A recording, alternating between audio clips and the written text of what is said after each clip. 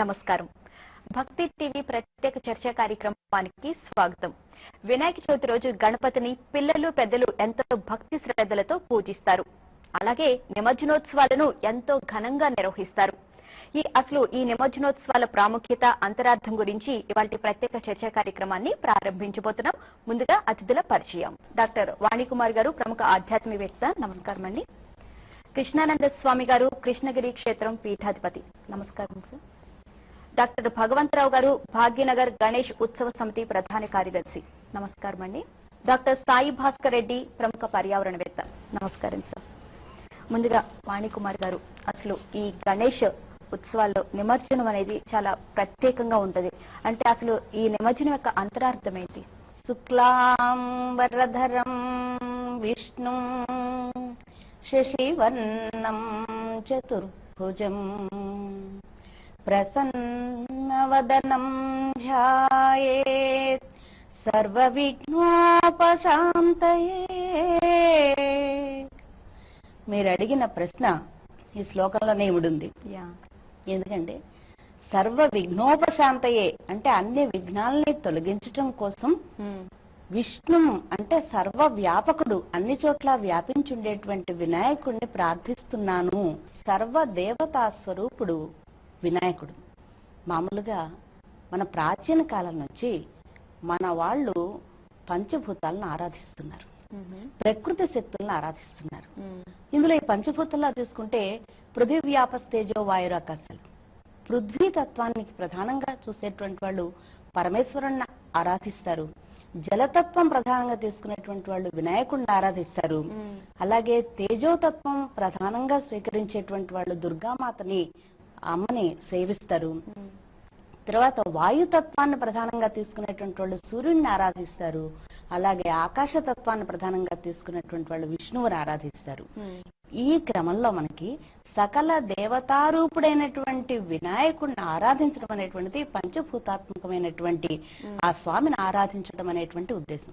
మరి పంచభూతాత్మకమైనటువంటి వినాయకుడిని మనం సేవిస్తాము విఘ్న శాంతి కోసమని. మరి ఆ తర్వాత మనం పూజించిన తర్వాత ఆ ప్రతిమని ఏం చేయాలి? ప్రతిమని ఏంటంటే జలతత్వం ప్రధానంగా కలిగినటువంటి వాడు వినాయకుడు. అవును. కాబట్టి జలంలో నిమజ్జనం చేయడం అనేటువంటిది కొంత సంప్రదాయంగా, అనూచానంగా ఈ వెనుకున్నటువంటి ఆధ్యాత్మిక కారణంగా వస్తున్నటువంటి సంప్రదాయం. కృష్ణానంద స్వామి గారు, మీరు చెప్పండి, నిమజ్జనానికి ఉన్న ప్రాముఖ్యత ఏంటి అసలు? నిమజ్జనం అంటే పిండితో కూడుకున్నటువంటి బొమ్మ వినాయకుడు. గంగను పిండి లోపల కలిపిన పిండిని గంగలో నిమజ్జనం చేసిన తర్వాత తెలుపు రంగు ఏర్పడుతుంది. మొత్తం తెలుపు రంగు. అటువంటి జల ప్రభావం వినాయకునికి పూజ లోపల శక్తులన్నీ నిండి ఉంటాయి. అందులో ఆ జలం కూడా శుద్ధి అయిపోతుంది. అటుకి నిమజ్జనానికి కూడా ఈ రోజు లోపల అన్ని రకరకాల విగ్రహాలు ఆడుతున్నారు. ఆ విగ్రహాలను లేదు మట్టి విగ్రహం, పిండి విగ్రహం, మరియు నిజమైన విగ్రహం గోమయంతో తయారు చేసిన విగ్రహం ఉండాలి. ఇంకా చాలా శక్తివంతమైనటువంటిది ఆవు పేడలో ఉంటుంది.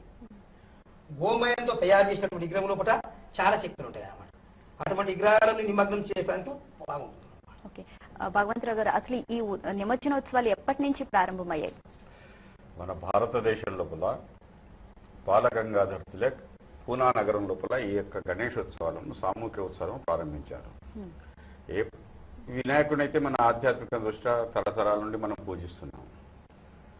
వారు ప్రారంభించడానికి కారణము స్ఫూర్తి, ప్రేరణ. ఎందుకంటే నాడు బ్రిటిష్లు మనం పరిపాలిస్తున్నారు, పరదేశీయులు మనం పరిపాలిస్తుంటే మన దేశాన్ని మనమే పరిపాలించుకోవాలి అనేటువంటి భావన ప్రజల్లోకి తీసుకుపోవాలి అంటే వేదిక కావాలి. పరిపాలకులు వాళ్ళ రాజ్యానికి వ్యతిరేకంగా ఆర్గనైజ్ కావడానికి ఏమాత్రం కూడా సహకరించరు, అనుమతించరు కూడా. అయితే దాన్ని దృష్టిలో పెట్టుకొని ఈ గణేష ఉత్సవాలను సామూహికంగా జరుపుకొని తద్వారా అందరిలో దేశభక్తిని పెంపొందించాలి, భారతమాత దాస శృంఖలాలను తెంచడానికి స్వాతంత్ర సమర యోధులను తయారు చేయాలనే వేదికగా దీన్ని సామాజికంగా ఈ యొక్క పండుగను తీసుకొచ్చాం. అదే పండుగ యొక్క వాతావరణం మనం ఇంతకుముందు ఈ తెలంగాణ అంతా కూడా, మహారాష్ట్ర అంతా కలిసి ఉండేది. అదే వాతావరణం ఇక్కడ కూడా పాటింది. ప్రతి చోట కూడా గణేష ఉత్సవాలు జరుగుతున్నాయి. మన భాగ్యనగరంలో కూడా సుల్తాన్ బజార్ ఉంటుంది, ధూల్పేట ఉంటుంది, ఓల్డ్ సిటీ, అనేక ప్రాంతాల్లో గణేష్ ఉత్సవాలు నిజాం కాలం నుంచి, స్వాతంత్రం రాకముందు నుంచి కూడా జరుగుతున్నాయి. కొంతమంది 3 రోజులకు, కొంతమంది 7 రోజులకు, కొంతమంది 9 రోజులకు, ఈ విధంగా విభిన్న రోజులలో తమ తమ ప్రాంతాల దగ్గరలో ఉన్నటువంటి బావులు లేకుంటే వినాయక సాగర్ లోపల నిమజ్జనం చేస్తుంటాయి. ఇది ఆనవాయితీగా నడుస్తున్నారు. డాక్టర్ సాయి భాస్కర్ రెడ్డి గారు, ఇప్పుడు నిమజ్జనోత్సవాన్ని చేసుకుంటూనే పర్యావరణానికి హాని కలగకుండా ఎలాంటి జాగ్రత్తలు తీసుకోవచ్చు అంటారు? దేవుడు అనేది ఒక ప్రతిరూపంగా మనము రకరకాల మెటీరియల్ తోటి చేస్తాము. అయితే ఈ మెటీరియల్ ఎప్పుడైతే పర్యావరణ పరంగా అంటే ప్రకృతి సిద్ధంగా, అంటే మట్టి వినాయకుడు అనుకోండి, అప్పుడు మనం నిమజ్జనం చేసినా మళ్ళా చెరువులో ఉండే మట్టితోటిగా తయారు చేసింది. సో ప్రకృతి సిద్ధంగా అది మనకు కలిసిపోతూ పర్యావరణానికి హాని ఏం కలగదు. కానీ ఇప్పుడు ప్లాస్టర్ ఆఫ్ ప్యారిస్ అనేది కొత్త పద్ధతి వచ్చింది. ఒరిజినల్ గా 3 రోజులు ఉండే ఏది విగ్రహ నిమజ్జనం చేయడం, అది పెరగడానికి కారణం ఏంటంటే ఈ ప్లాస్టర్ ఆఫ్ ప్యారిస్ అని వచ్చినందుకు పెరిగింది. ఈ కెమికల్స్ ఏవైతే మనం వాడుతున్నామో విగ్రహాల తయారీలో, అందులో లెడ్ గాని, మెర్క్యూరీ గాని, క్రోమియం గాని, సో ఇలాంటి రకరకాల పదార్థాలు వాడినందుకు చూడడానికి చాలా బాగున్నాయి. దేవుడు అంటే కళ, అది మీరు మరవంది. సో కళలనే మనకు దేవుడు కనబడతాడు, కళ రూపాలలో దేవుడు కనబడతాడు. అందులో మన ఈ గణేశుడి విగ్రహం అంటే ఇంకా చాలా మంచిగా అనిపిస్తుంది. కానీ ఈ కలర్లు ఏమైతున్నాయంటే అది పర్యావరణ పరంగా, ఎందుకంటే ఇది సహజ సిద్ధమైన పదార్థాలు కావు కాబట్టి అది ఆటోమేటిక్ ఇప్పుడు చెరువులు వేస్తే చేపలు పిండి పదార్థం అంటే చేపలు తింటాయి, అలా జీవులు ఎన్నైతున్నాయి అన్ని తింటాయి. కానీ ఇలాంటి పదార్థాలు మనము చెరువులలో, ఎస్పెషల్లీ ఇలాంటిది మనము నిమజ్జనం చేసినప్పుడు పారే నదులల్లా, ఎందుకంటే వర్షాకాలం బాగా మనకు నదులు కూడా పారుతాయి, అందులో అంత పెద్ద తప్పేం కాదు. ఎందుకంటే అందులో ఆక్సిజన్ లెవెల్స్ ఎక్కువ ఉంటాయి. ఇప్పుడు ఈ చెరువులు కుంటలు ఏంటంటే ఇది క్లోజ్డ్ ఉంటాయి కాబట్టి ఇందులో ఆక్సిజన్ లెవెల్స్ చాలా తక్కువ ఉంటాయి. సో మనం వేసినా కానీ అందులో ఉన్న జీవరాశులకు కూడా కొంచెము ఎఫెక్ట్ అవుతుంది. సో మనోళ్ళు ఏదో నేను దిగనీకే పనికిరాదు కానీ దేవుడు నీకు పనికి వస్తుంది అన్నట్టు వేసుకోరు. డాక్టర్ వాణికుమార్ గారు, నిమజ్జనోత్సవాల గురించి ఇంకా మీరేమైనా చెప్పదలుచుకున్నారు? అంటే ఈ నిమజ్జనం అనేది ఇందాక మనం చెప్పుకున్నట్టుగా జలతత్వం ప్రధానంగా కలిగినటువంటి వాడు కాబట్టి వినాయకుడు జలంలో నిమజ్జనం చేయడం అనేటువంటి, ఈ సామూహికంగా గణేశోత్సవాలు జరగక ముందు అంటే మన మామూలు గ్రామాల్లో వాటిల్లో గాని ఏం చేశారంటే ఈ వినాయక ప్రతిమని తీసుకెళ్లి ఆ ఊరి చెరువులోనో బావుల్లోనో వేసేవాళ్ళు, ఆ రకంగా జలంలో కలిపేసేవాళ్ళు. దాంతో పాటు మనం వినాయకుడికి 21 రకాల పత్రులతో, 21 పత్రాలతో పూజ చేస్తాం మనం. ఇవన్నీ కూడా మనకి ఔషధ గుణాలు ఉన్నటువంటి పత్రాలు. ఒక బిల్వపత్రం కానివ్వండి, అర్కపత్రం, జిల్లేడు కానివ్వండి, దత్తూర పత్రం కానివ్వండి, ఇలాంటివన్నీ ఈ పత్రాలన్నీ కూడా ఔషధ గుణాలతో కూడినటువంటివి. ఈ వినాయక ప్రతిమతో పాటు ఈ ఆకుల్ని, పత్రాలను కూడా తీసుకెళ్లి వేయటం వలన ఆ నీరు ఆ కాలుష్యం నుంచి రక్షింపబడుతుంది. అంటే ఇప్పుడు ఈ మనం వినాయక చవితి ఎప్పుడు చేస్తాం? అసలు భాద్రపద మాసంలో వస్తుంది కదా మనకి. అంటే వర్షాకాలం 2వ భాగం, ద్వితీయ భాగంలో వస్తుంది. అంటే దీంతో దాదాపుగా వర్షాకాలం అయిపోయి మన ఆశ్వేజ మాసం వస్తుంది మనకి. వర్షాకాలం ద్వితీయ భాగంలో వస్తున్నటువంటిది. అప్పటిదాకా కురిసిన వర్షాల వలన ఇవన్నీ కూడా బాగా మట్టి నీరు అవంతా జలం కొంత కలుషితమైపోయి ఉంటుంది. మనం ఈ పత్రాలు ఔషధ గుణాలకు కూడినటువంటి పత్రాలతో దాంతో కూడా వేసేస్తే మనం వినాయక ప్రతిమతో పాటు అవి అందులో ఉన్నటువంటి ఔషధ గుణాల మూలన ఆ నీరు స్వచ్ఛం అవుతుంది. ఎందుకంటే అవే మనకి తాగడు. ఇప్పుడు మనకి నల్లాల్లో వస్తున్నాయి, పంపులు తిప్పితే నీళ్లు వస్తున్నాయి. కానీ ఆ రోజుల్లో అది కాదు కదా. ఆ చెరువుల నుంచే, ఆ బావుల నుంచే వాళ్ళు తాగడానికని, ఇతర అవసరాలకు కానీ నీళ్లు తెచ్చుకున్నటువంటి వాళ్ళు. ఆ విధంగా నిమజ్జనం అనేటువంటిది మనకి పర్యావరణానికి ఈ విధంగా మనకు ఉపయోగిస్తుంది. కృష్ణానంద స్వామీజీ, మీరు చెప్పండి నిమజ్జనోత్సవాల ప్రాముఖ్యత గురించి. 9 అంకె అనేది మనిషికి శ్రేష్టమైనటువంటి అంకె. అది నవగ్రహాలకు మూలం. అది అటువంటి అంకె 9 రోజుల్లో ఎక్కువ శాతం వేస్తుంటారు, కొందరు 11 రోజులు వేస్తుంటారు. వీళ్ళు మట్టుకొని మాత్రమే చేస్తుంటారు. చరిత్రకంగా మాత్రం ఎటువంటిది రాయబడి లేదు. 9 సంఖ్య గురించి మాత్రం అది ఆ సంఖ్య అందరికీ కలిసి వచ్చే సంఖ్య అనేది వినాయకుని శాస్త్రంలో రాసిపెట్టి ఉన్నది, శివపురాణంలో రాసిపెట్టి ఉన్నది అన్నమాట. డాక్టర్ భగవంతరావు గారు, మీరు చెప్పండి. ఇప్పుడు సామూహికంగా భాగ్యనగరంలో రావడానికి కారణం అంటే 1979వ సంవత్సరంలో ఈ గణేష నిమజ్జన ఊరేగింపుకు స్వాగతం పలకడానికి కంచి శంకరాచార్యులు చార్మినార్ దగ్గరకు వచ్చారు. ఆ వచ్చినప్పుడు ఆ ఊరేగింపు ఉన్నది, కంచి శంకరాచార్యులు కూడా వేదిక మీద ఉన్నారు. ఆ సందర్భంలో మళ్ళా దాడి జరిగింది. తర్వాత భాగ్యనగరంలో ఉన్నటువంటి వాళ్ళందరూ ఇది ప్రతి సంవత్సరం మనకు జరుగుతున్నది, దీనికి నివారణ ఉపాయం ఏం ఆలోచించాలి అంటే భాగ్యనగర్ గణేష ఉత్సవాలు ఏదైతే జరుగుతున్నాయో వాటిని అన్నింటినీ ఒకే రోజు మనం నిమజ్జనం చేద్దాం. తద్వారా మన అందరి శక్తి సమీకరించబడుతుంది. ఆ సమీకరించడం వల్ల పోలీసు వ్యవస్థ కూడా ఒకే రోజు వ్యవస్థ చేయడంలో కూడా బాగుంటుంది. అన్ని ఏర్పాట్లు సవ్యంగా జరుగుతాయనే భావన అందరి హృదయాల్లో వచ్చి వాడవాడలో మీటింగ్లు చేసి ఒకే రోజు చేస్తాను. 1980వ సంవత్సరం నుండి ఈ యొక్క సామూహిక నిమజ్జనం ప్రారంభం. ఈ సామూహిక నిమజ్జనం ప్రారంభించాలని అన్నప్పుడు కూడా భాగ్యనగర్లో అనేక హిందువులలో అనైక్యత ఉన్నది. కులం పేరు మీద, వర్గం పేరు మీద, ప్రాంతం పేరు మీద, భాష పేరు మీద వాడవాడలు తిరిగి 80 లోపల సామూహిక నిమజ్జనం ఏర్పాటు చేయడం. అప్పుడు 1500 గణేష మండపాలు పాల్గొన్నాయి. సాయి భాస్కర్ రెడ్డి గారు, అంటే మట్టి విగ్రహాలను పూజిస్తున్నారు ఈ మధ్య కాలంలో. ఈ విగ్రహాలను పూజించడం వల్ల ప్రకృతికి ఎలాంటి హామీ జరగకుండా మనం కాపాడుతున్నామని చెప్పి భావించవచ్చా? ఒక పర్యావరణానికి, ఒక ప్రకృతికి సూచిక. సో అట్లా దాంట్లో మనకు ఆ దేవుని యొక్క రూపం మొత్తం కనబడుతుంది. సో అట్లా మనం చేయడం తోటి ఒకటి పర్యావరణ పరంగా కూడా మనకు ఎప్పుడైతే చెరువుల్లో ఇంతకు ముందు అన్నట్టు చెరువుల్లో వేసినప్పుడు మళ్ళా మట్టిగానే అది పగిలిపోయి మళ్ళా కలిసిపోతుంది కదా. సో అప్పుడు మళ్ళా చెరువులో మట్టి వస్తుంది. మనకు తెలుసు చెరువులో మట్టి మన పొలాలకు ఎంత లాభము. చాలా మంది రైతులు ఇప్పటికీ ఆ చెరువులో మట్టి తీసుకెళ్లి మళ్ళా పొలాలలో వేసుకుంటుంటారు. సో అట్లా ఇంతకు ముందు మేడం అన్నట్టు మనము రకరకాల పత్రి అనేది ఆకులు అవన్నీ యూజ్ చేస్తాం కదా. సో దాంతో కూడా కొంచెము ఆ ఒక పవర్ ఉంటుంది వాటర్లో. ఎప్పుడైతే ఈ నీళ్లను మనం ఇరిగేషన్ కు ఉపయోగిస్తామో అప్పుడు కూడా మళ్ళా మన పంటలు బాగా రావడానికి కూడా దోహదం అవుతుంది. డాక్టర్ వాణికుమార్ గారు, అసలు ఈ నిమజ్జనోత్సవాలను మన జీవితాలకు ఎట్లా అన్వయించుకోవచ్చు అంటారు? ఆధ్యాత్మికంగా చూస్తే పరమాత్మ మనలో జీవాత్మ రూపంలో ఉంటాడు. ఎప్పుడైతే మనలో ఉన్నటువంటి జీవాత్మ వెళ్ళిపోతుందో ప్రాణం పోయిందండి. శరీరం ఎక్కడికి పోయింది?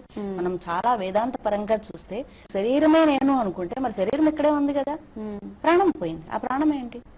జీవాత్మ. అయితే పోయిన తర్వాత మరి ఇక్కడ ఈ శరీరం ఏ రకంగా కలిసిపోతుంది?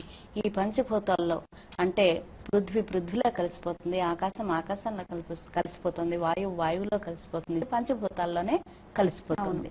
కాబట్టి ఈ రకంగా మన నిమజ్జనాన్ని మనం పూజించేటువంటి ఒక దేవతా ప్రతిమను మనం ప్రతీకలుగా తీసుకుంటామండి. సాధారణంగా వినాయకుడి ఆకారంగానండి, వినాయకుడి ఇప్పుడు మనకి మన దేశంలోనే కాదు, ఇక్కడ ఒక విషయం చెప్పాలి, మన దేశంలోనే కాదు, ఈ వినాయక ఆరాధన అనేటువంటివి ఇండోనేషియాలో ఉంది, చైనాలో ఉంది, జపాన్ లో ఉంది, టిబెట్ లో ఉంది. మనకి టిబెట్ లో చూస్తే 5 తలలున్నటువంటి గణపతి విగ్రహం దొరికింది. ఆ 5 తలలు ఉన్నటువంటి ఆ గణపతి హెరమ్మ గణపతి అంటారు. అంటే ఈ పంచభూతాలకి ప్రత్యేకమైనటువంటిది ఆ విగ్రహం హెరమ్మ గణపతి. ప్రకృతినే మనం పూజిస్తాం, ప్రకృతి మనకి తల్లి, ప్రకృతిని పూజిస్తాం. ఎప్పుడైతే వైదిక ఋషులు పంచభూతాలని అలాగే ప్రాచీనమైనటువంటి ఆ ప్రకృతి శక్తుల్ని ఆరాధించడం మొదలు పెట్టారో మన ప్రకృతి నిరంతరం కూడా మనం ప్రకృతిలో మమేకమైపోయి ఉన్నాం. ఇంకొక విషయం ఏంటంటే మనది కృషి ప్రధానమైన దేశం కదండి, వ్యవసాయం ప్రధానంగా ఉన్నటువంటి దేశం. కాబట్టి మనం చేసుకునేట్లు అక్కడే దేవతా పూజ ఉంటుంది. అందుకనే మనం ఆ విధంగా ప్రతి మనిషిలోనూ దైవాన్ని చూడటం అనేటువంటిది. ఇవి విడివిడిగా చూస్తే గొప్ప వేదాంతపరమైనటువంటి విషయాలు ఒక్కొక్క దానికి ఒక్కొక్క గంట పడుతుంది నిజంగా చెప్పాలంటే.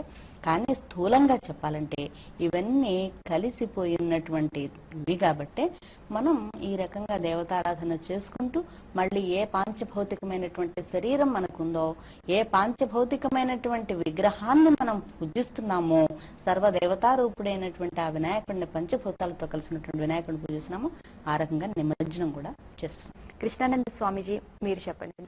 అందరి దేవతల్లో మొట్టమొదటి పూజ గణపతి ఉంటుంది అనమాట.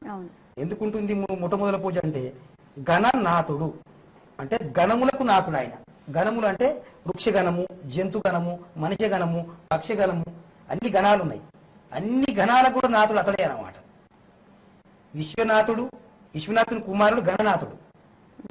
వారికి మాత్రం ప్రత్యేకమైన పూజ ఉంటుంది అన్నమాట సృష్టిలో కూడా.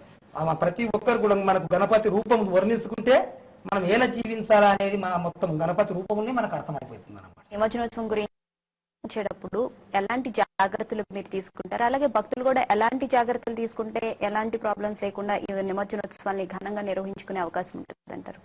నిమజ్జనం చేస్తున్నాం ఎక్కడ చేయాలంటే ప్రకృతితో ఉన్నటువంటి పంచమహాభూతాలు ఉన్నటువంటి జలంలో నిమజ్జనం చేయాలి. నిమజ్జనం చేయడానికి నీళ్ళలో వేస్తున్నాం అనేటువంటి భక్తే ఉన్నది తప్ప అక్కడ ఎటువంటి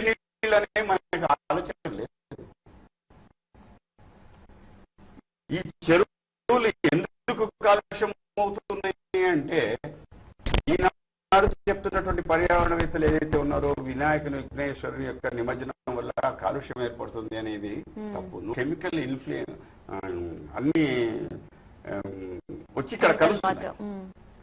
ఆ కలవడాన్ని ఎందుకు ఆపడం లేదు? ఆపేయవలసిన బాధ్యత ఎవరిది? ఉదాహరణకు వినాయక సాగర్ ఉంది, దాని యజమాని ఎవరు? ఎవరి కంట్రోల్ ఉన్నది? వాడు దాన్ని చూడడం లేదు. లేదు పారిశుద్ధ్యాన్ని చూసే మున్సిపల్ కార్పొరేషన్ వాడు చూడడం లేదు. జల కాలుష్యం ఎఫ్లుయెంట్స్ ఏదైతే ఉన్నో ఇండస్ట్రియల్ ఎఫ్లుయెంట్స్ వచ్చి కలుస్తుంటే దాన్ని ఆపాలని మున్సిపల్ కార్పొరేషన్ పనిచేయడం లేదు. ఈ రకంగా వచ్చినటువంటి కాలుష్యంతో డెడ్ చెరువు అయిందని చెప్పి పర్యావరణం చెప్పింది. దాని గురించి ఈ పర్యావరణవేత్తలు ఏమీ మాట్లాడరు, మున్సిపల్ కార్పొరేషన్ మీద పడరు. ఆ చెరువు యజమాని ఎవరు? దాన్ని బాగు చేసుకోవాలని వాళ్ళు వెనకబడరు. కెమికల్ కలర్ అని వాడు ఇండస్ట్రియల్ ఎఫ్లుయెంట్స్ నుంచి వచ్చిన దానికంటే ప్రమాదకరమైంది, దాని గురించి మాట్లాడరు. వినాయక ఉత్సవాలప్పుడు నిమజ్జనం చేస్తుంటే కెమికల్ కలర్ అని వాడుతున్నారు. కెమికల్ కలర్ అనేది ఎంత వాడుతున్నారు, దాని క్వాంటిటీ ఎంత, దాని వల్ల కేవలం కెమికల్ కలర్ వల్ల కాలుష్యం పెరిగిన స్థాయి ఎంత, అనలిటికల్ రిపోర్టు ల్యాబ్ రిపోర్ట్ ఏమున్నది, నిమజ్జనానికి ముందు నీరు ఎట్టుండే, నిమజ్జనం అయినప్పుడు ఎట్టుండే, నిమజ్జనం అయిన తర్వాత ఎట్టుండే, ఇవన్నీ అనాలసిస్ చేసి ఎవరు చెప్పడం లేదు, గుడ్డిగా మాట్లాడుతున్నారు. కెమికల్ కలర్ ఉంటుంది, అది మనకు హాని. ఎక్కడ హాని? ఉపయోగించుకునే దగ్గర హాని. సాయి భాస్కర్ రెడ్డి గారు ఇందాక భగవంతరావు గారు అన్నారు పర్యావరణానికి ఎలాంటి హాని ఉండట్లేదు, ప్లాస్టర్ ఆఫ్ ప్యారిస్ కలర్ ఉపయోగించడం వల్ల రసాయన వ్యర్థాలు దాంట్లో ఉండడం వల్లే దాంట్లో విష జంతువులు అయ్యి చనిపోతున్నాయి, కానీ దానికి సంబంధించి పర్యావరణవేత్తలు ఎలాంటి చర్యలు చేపట్టడం లేదని చెప్పి మీరేమంటారు? ఇప్పుడు ఈ జాతుల్లాగా మనం అయ్యేది ఏం లేదు మేడం. పర్యావరణవేత్తలు అనేది తర్వాత భక్తులు అనేది సపరేట్ కాదు. నేను పొద్దుగల పూజ చేసి ఇక్కడికి వచ్చిన. సో మనం వృత్తిపరంగా లేదా ఆలోచన పరంగా రకరకాల ఉంటాం. అయితే ఇప్పుడు ఫస్ట్ విషయం ఒకటి చెప్తా నేను.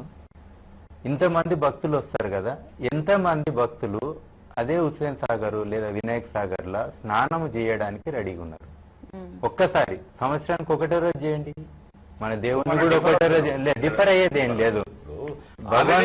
ఆల్రెడీ ఆ చెరువు హుస్సేన్ సాగర్ అనేది వినాయక్ సాగర్ అనేది డెడ్ చెరువు అని చెప్పి ప్రభుత్వ పరమైనటువంటి ఏజెన్సీ పొల్యూషన్ కంట్రోల్ బోర్డు చెప్పింది. అదే ఒప్పుకుంటా, కరెక్ట్. చెప్పిన తర్వాత ఎందుకు చేయరు అని అడగడం తప్పు.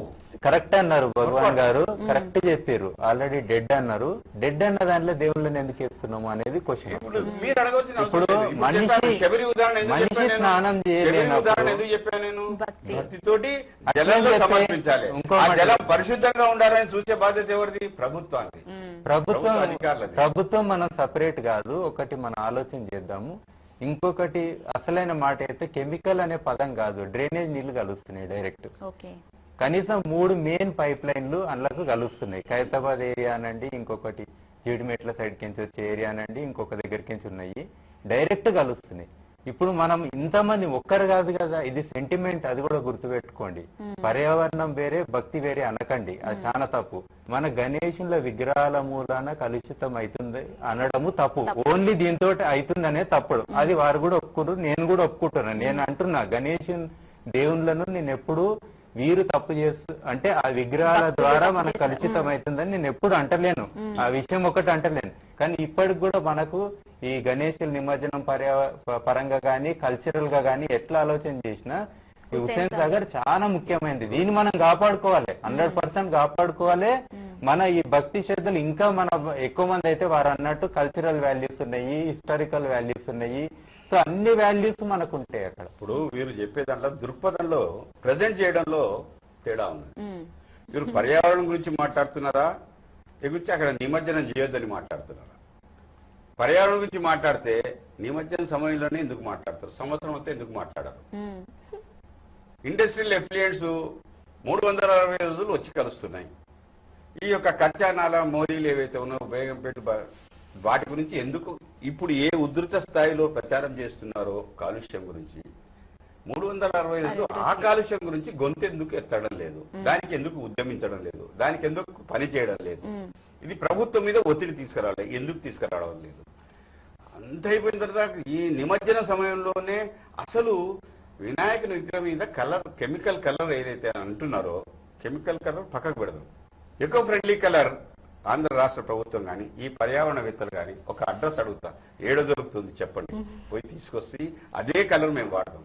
లేదు ఎక్కడ, కానీ మాట్లాడతారు ఎకో ఫ్రెండ్లీ కలర్ అని. పూజ చేసిన తర్వాత భక్తితో పోయి నిమజ్జనం చేస్తాం. ఇదే దృష్టి ఉన్నది తప్ప, ఇదే ఏకాగ్రత ఉన్నది తప్ప రెండో అభిప్రాయం లేదు. దీన్ని దెబ్బతీయడానికి మీరు కెమికల్ కలర్ ఉన్నది కనుక మట్టి వినాయకుడు మీరెవరండి చెప్పడానికి? ఏ వినాయకుడైనా మనం భక్తితో, విగ్రహం లేకపోయినా కూడా వినాయకుని పూజించవచ్చు మనం. మన దగ్గర ఈ విగ్రహాలు ఎందుకున్నాయంటే భక్తులకు ఈ విగ్రహం పేరు మీద భక్తిని పెంపొందించుకొని రూపాన్ని చూపించుకొని పూజ చేస్తూ పోతున్నాం. ఈ వినాయకుడు ఎట్లుండాలని చెప్పడానికి మీరెవరండి? మా దగ్గర ఆధ్యాత్మికవేత్తలు లేరా? మా ఋషువులు లేరా? మాకు మార్గదర్శనం చేసే సాధుపుంగవులు లేరా? వాళ్ళు చెప్తారు కదా, మీరెందుకు చెప్తున్నారు అవన్నీ? అవన్నీ తప్పు. మీరు ఈ వినాయక ఉత్సవాల సందర్భంగా మట్టి వినాయకుడిని వాడండి. భాగ్యనగరం లోపల ఉన్నటువంటి దాంట్లో నేను ఒప్పుకుంటాను, మట్టి వినాయకుడిని వాడదాం. కానీ ఇది ఏ ఎత్తు? చెరువులో పూడిక తీయడం లేదు. మట్టి వినాయకుడు టన్నుల కొద్దీ మనం మట్టి అక్కడ వేస్తాం. ఈ రకంగా 5 సంవత్సరాలు అయిన తర్వాత నీరు తక్కువైపోతుంది, మట్టి ఎక్కువైపోతుంది, కుచించకపోతుంది. అంటే మీరు ఎంక్రోచ్మెంట్ చేయాలనుకుంటున్నారా చెరువును? ఇంకా ఇవి ఆలోచనారహితమైనటువంటి సజెషన్స్ తప్ప వాస్తవమైనటువంటి త్రికరణ శుద్ధితోటి మన పర్యావరణాన్ని కాపాడుకోవాలి, మన చెరువులను కాపాడుకోవాలి. ఎంతైతే పర్యావరణం గురించి మీరు తాపత్రయపడుతున్నారో ఈ ఉత్సవాలను జయప్రదం చేయడం కూడా అదే తాపత్రయంతో మాట్లాడి దాని గురించి మాట్లాడండి. కృష్ణానంద స్వామీజీ మీరు చెప్పండి. నిమజ్జనం చేసే ముందు కనీసం గంగ పూజ చేయాలి. గంగకు పూజ చేసి సంప్రదాయం, ఐందవ ధర్మ సంప్రదాయం ప్రకారం గంగాదేవికి రవిక, కుడిక, పసుపు, కుంకుమ, పసుపుతో కొంచెం వినాయకుని ముద్దగా చేసి అక్కడ అర్పించి గంగకు పూజ, ఆరతి, కర్పూరం అర్పించిన తర్వాతనే నిమగ్నం చేయడానికి ఆస్కారం. ఇప్పుడు ఒక స్వల్ప విరామం.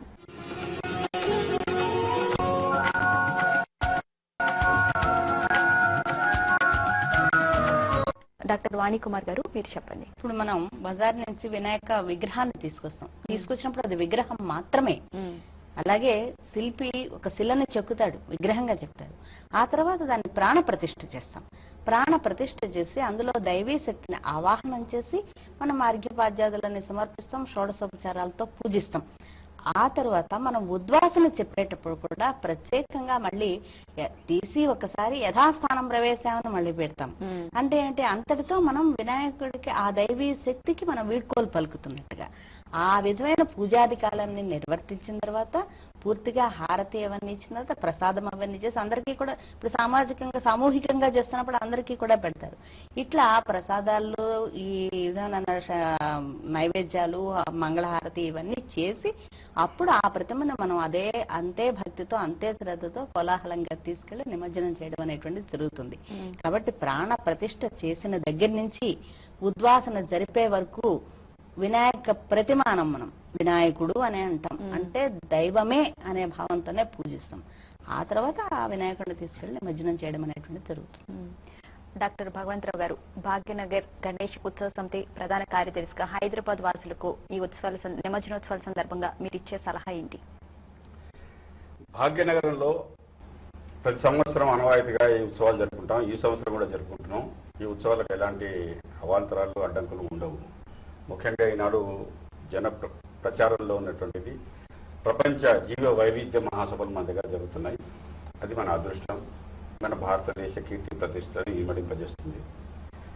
ఈ గణేష ఉత్సవాల ద్వారానే ఆ యొక్క ప్రపంచ సభలు ఇక్కడ జరుగుతున్నాయి కనుక అది ఎలాంటి విఘ్నాలు లేకుండా ప్రపంచ ప్రకృతి జీవ వైవిధ్య సంరక్షణ కొరకు, ప్రకృతి సమతుల్యం కొరకు అది నాంది పలుకుతుందని కూడా విశ్వాసం ఉంది. తర్వాత కొంతమంది రాజకీయమైనటువంటి ఉద్యమాల ద్వారా పోలీసు కానీ ప్రభుత్వ యంత్రాంగాన్ని కాస్త అప్రమత్తంగా ఉన్నది. మాకున్నటువంటి విశ్వాసం ప్రకారం ఈ గణేష ఉత్సవాల లోపల ఎలాంటి విఘ్నాలు రావు, రాజకీయమైనటువంటి ఎలాంటి కార్యకలాపాలు ఈ యొక్క ఉత్సవంలో రావు. అన్ని రాజకీయ పార్టీలు, అన్ని కులాల వాళ్ళు, అన్ని ప్రాంతాల వాళ్ళు, అన్ని భాషల వారు, భిన్నత్వంలో ఏకత్వం, అలగ్ భాష అలగ్ వేష్ ఫిర్బీ అప్నా ఏక్ దేశ్, మన సంస్కృతి ఒకటే, మనమంతా ఒకటే. ఇప్పుడు చెప్పారు నృత్యం, అవన్నీ ఈ నృత్యం అనేది లలిత కళలు మన యొక్క భాగం, మన సంస్కృతిలో భాగం. అవన్నీ కూడా దైవారాధనకి పనికొస్తాయి. కానీ ఏ నృత్యాన్ని మనం వ్యతిరేకిస్తామంటే జుగుప్సాకరమైనటువంటి క్లబ్ డ్యాన్సులు కానీ సినిమా పాటలు కానీ మహిళను ఒక విలాసవంత పశువుగా చూస్తున్నటువంటి చేసేటువంటి అర్జించడానికి ప్రయత్నం చేసేటువంటి అలాంటి నృత్యాలను మనం వ్యతిరేకిస్తాం. దైవభక్తిని ప్రబోధించే తల్లీనమై నృత్యం చేస్తున్నటువంటి మనకు అలాంటి ఆలోచనలు రావు. ఈ యొక్క పాశ్చాత్య నాగరికత లోపల భక్తి ఉండదు, ఏది ఉండదు, కళ ఉండదు, జ్ఞానం ఉండదు, వారి యొక్క నైపుణ్యం ఉండదు. కేవలం విలాసవంతమైన వాటిని పనిచేస్తారు.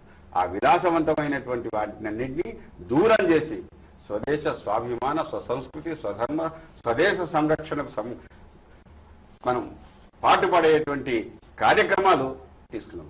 ఇది ఎందుకు తీసుకోవాల్సి వస్తుందంటే కొన్ని వేల సంవత్సరాల మనం పరదేశుల పాలనలో ఉన్నాం. ఇతర దేశాల్లోనేమో ముస్లిం దేశం అంటే అది ఇస్లామిక్ కంట్రీ అని చెప్పి డిక్లేర్ చేస్తారు. క్రిస్టియన్ దేశంలో ఇది క్రిస్టియన్ కంట్రీ అని డిక్లేర్ చేస్తారు. వాళ్లకు ఇస్లాంకు ఖురానే వేదం. మనం క్లీన్ చేసి పెట్టాలి, ప్లేస్ ఉంది కదా అని పెట్టడం కాదు. కానీ సో ఇలాంటి కొన్ని పాటించుకుంటా అట్లనే పత్రి ఉంటది, డైరెక్ట్ మనం నీళ్ళల్లో వేయకుండా దాన్ని కంపోస్టింగ్ చేయొచ్చు. అంటే మనం కుండలు, పెద్ద పెద్ద కుండలు గోళాలని అంటారు, పాతకాలంకి దొరుకుతాయి, అలాంటివి చేపించి మళ్ళా ఇంకా కుమ్మరి వాళ్ళకు కూడా కొంచెం పని కలుగుతుంది. మట్టితోటి చేసిన దాంట్లో అందులో వేసేస్తే అట్లనే తినేటప్పుడు ప్రసాదాలు తినేటప్పుడు ప్లాస్టిక్ గ్లాసులు, ప్లాస్టిక్ కప్పులు, ప్లాస్టిక్ చెంచాలు రకరకాలే వాడుతుంటారు. థర్మోకోల్ వాడతారు, లేదా డెకరేషన్ కి ప్లాస్టిక్ చాలా వాడుతున్నారు, సిల్క్ ఇట్లా సింథటిక్ రకరకాలు వాడుతున్నారు. సో ఇవన్నీ కూడా మనకు పర్యావరణానికి, అంటే దేవుడు విగ్రహం ఒక్కటి కాకుండా కూడా వేరే వీరు చేసే పనులతోటి కూడా సో ఇవన్నీ మనం మినిమల్ చేసి, అంటే అలాంటి పొల్యూషన్ తక్కువ చేసుకుంటా తర్వాత మనము ఇలాంటి పదార్థాలను విడిగా పెట్టవచ్చు. వాటిని మనము నీళ్ళలో కలపాల్సిన అవసరం లేదు. దాన్ని రీసైకిల్ లేదా రీయూజ్ కి థర్మోకోల్ అంటున్నా ఫర్ ఎగ్జాంపుల్ సమర్పించాలనేది భావన ఉన్నప్పుడు ఆ విధంగా చెప్పడానికి థర్మోకోల్ లేదు. మా ఆధ్యాత్మిక భావంతో నీళ్లలో సమర్పించాలని భక్తితోటి కనుక అది పెట్టొద్దు అని మీరు అనలేదు, తగ్గించాలి. అయితే ఒకటి ప్లాస్టిక్ వినియోగం సరే మంచిది కాదని చెప్తున్నారు పర్యావరణం. ప్లాస్టిక్ బదులుగా మనకి తమిళ దేశానికి వెళ్తే ఎక్కడ చూడండి అరిటాకుల్లో పెడతారు. అరిటాకులు ఆకుల్లో తింటాం మనం. అరిటాకులు మన ప్రాచీనమైనటువంటి సంప్రదాయంగా వస్తున్నటువంటి ఈ రోజు వచ్చింది ప్లాస్టిక్. అరిటాకుల్లో పెట్టుకోండి, వేరే ఆకులో పెట్టండి. అది దానికి ఇలాంటి చెప్తున్నట్టు నిర్మాణాత్మక దృక్పథంలో ఆలోచిస్తే ఇవి నిమజ్జనం చేసిన వితిన్ 48 hours మొత్తం తీసేస్తున్నాం. కనుక మీరు చెప్పేదానికి అర్థమేముంది కదా, మొత్తం భాగ్యనగరంలో జలవనరులు కాపాడు పర్యావరణానికి సంబంధించి ఎలాంటి జాగ్రత్తలు తీసుకోవాలని దాని గారి గురించి చెప్తున్నారు భాస్కర్ రెడ్డి గారు. మీరు ఏదైతే వేస్తున్నామో వితిన్ 48 hours తీసేస్తున్నాం. అవును, కనుక దాన్ని సమస్య ఎందుకు నిమజ్జనం అని చెప్పి మీరు 100% నిమజ్జనం విషయం ఒక్కటి అనలేదు. ఇప్పుడు సాధారణంగా మనం వాడే దాంట్లలో కూడా కొన్ని మనము జాగ్రత్తలు పర్యావరణ పరంగా మనం జాగ్రత్తలు తీసుకోవాలి అనేది ఒక విషయము. రెండోది మనము ఉదాహరణకు చెప్తున్నాం, పూజ చేసినప్పుడు 21 వంశీ పత్రి పూజలు. రెండోది కుంకుమ, పసుపు యాంటీబయాటికే, అది మంచిది. అయితే ఇవి వేయాలన్నా ఈ పూజా విధానంలో ప్లాస్టిక్ లేదే, ఈ పూజా విధానంలో థర్మోకాల్ లేదే, కదా ధర్మకాలు ఇవన్నీ అలంకరణలో పెట్టినరు. ఆ అలంకరణ వస్తువులు ఏదైనా కానీ మీరు ఇవి వేయకండి, వాడకండి అనలేదు. అది అలంకరణ వస్తువుల గురించి చెప్పినాం. ఇప్పుడు అలంకరణ వస్తువుల మనం క్రిస్టల్ క్లియర్ ఉండాలి. మనం అలంకరణ వస్తువుల గురించి మాట్లాడు, క్రిస్టల్ క్లియర్ గా ఉండాలి. ఏవైతే పూజా ఏదైతే ఉన్నదో అది వేయడంలో తప్పు లేదు. దాని అనవసరమైన వస్తువులు ఏదైతే వేస్తారో అది ఆపడానికి ప్రయత్నం చేద్దాం. అది చెప్పడంలో తప్పు లేదు, నిర్మాణాత్మక దృక్పథం. అదే చెప్తున్నారు. కానీ అట్లా చెప్పడం లేదు, అది వేస్తున్నారు అంటే ఇంటెన్షన్ చేస్తున్నారా కాదుగా. భాస్కర్ రెడ్డి గారు మీరు చివరిగా చెప్పండి. అయితే దేవుడు అనేది ప్రకృతి అనేది రెండు ఒకటే. నిజంగా మన దేవుళ్ళను రోజొక దేవుణ్ణి మొక్కినా మన జీవితం సరిపోదు. అంటే మన దేవుళ్ళు రకరకాలు ఉన్నారు. అందులో ముఖ్యమైన దేవతుడు ఏ గుడికి పోయినా గానీ